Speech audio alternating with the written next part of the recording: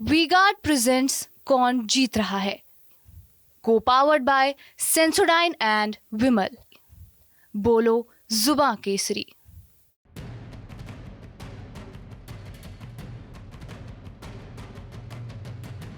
सात चरणों में हो रहे लोकसभा चुनाव के 3 चरणों के निपटने के बाद अब बारी चौथे चरण की है, जिसमें यूपी की 13 लोकसभा सीटों पर 13 मई के बाद मतदान होना है। उससे पहले सभी लोकसभा सीटों पर तमाम सियासी दलों ने अपनी जीत तय करने के लिए जोर लगा दिया है। चौथे चरण के चुनाव में एक सीट किसी जमाने में समाजवादी पार्टी का गढ़ रहे इटावा में वोटिंग होनी है, जहां पिछले 2 चुनावों से लगातार बीजेपी फतेह हासिल कर रही है।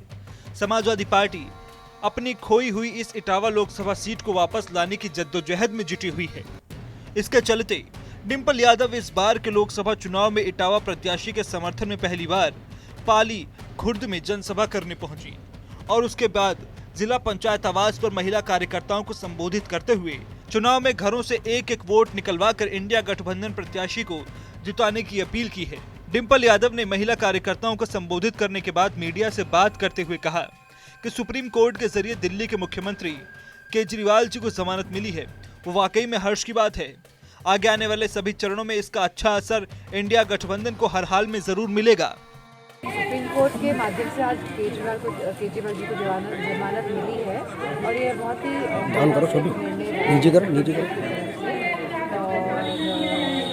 आने वाले चुनाव में भी मैं समझती हूँ उसका अच्छा खासा असर देखने को मिलेगा।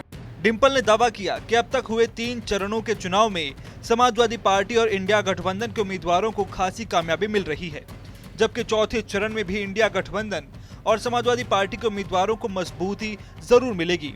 भारतीय जनता पार्टी ने 400 पार का नारा दिया था, लेकिन 3 चरणों के चुनाव के बाद भाजपा ने 400 पार की बात करनी बंद कर दी है।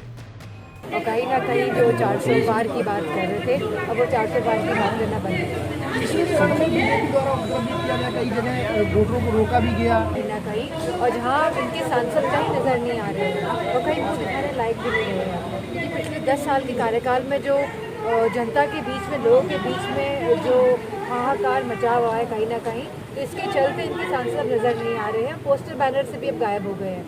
एक वक्त वो था जब कन्नौज, मैनपुरी, एटा, इटावा समाजवादी पार्टी के गढ़ के रूप में पहचाने जाते थे, लेकिन अब वो गढ़ टूट चुके हैं और समाजवादी पार्टी मैनपुरी में सिमट कर रह गई है। ऐसे में इस बार सपा के सामने कठिन चुनौती है कि क्या पिछले चुनाव में खोई हुई सीटें कन्नौज, इटावा वापस अपने खाते में ला पाएगी या नहीं, ये तो 4 जून को आने वाले चुनावी नतीजों में ही पता चल पाएगा। वी गार्ड प्रेजेंट्स कौन जीत रहा है, को पावर्ड बाय सेंसोडाइन एंड विमल। बोलो जुबां केसरी।